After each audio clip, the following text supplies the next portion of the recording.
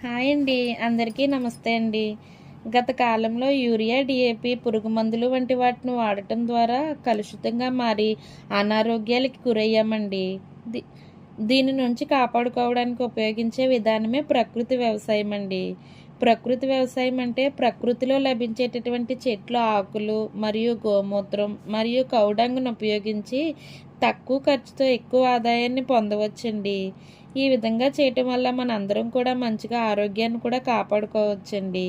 ఈ విధానంలో పళ్ళు పంటల ద్వారా రైతులు నష్టపోకుండా ఎక్కువ ఆదాయాన్ని పొందవచ్చండి. రైతులందరూ ఈ విధానాన్ని ఆచరించే విధంగా చేయటమే నా వృత్తి ప్రయత్నం అండి. అందరికీ నమస్తే అండి. ఇక ఉంటానండి.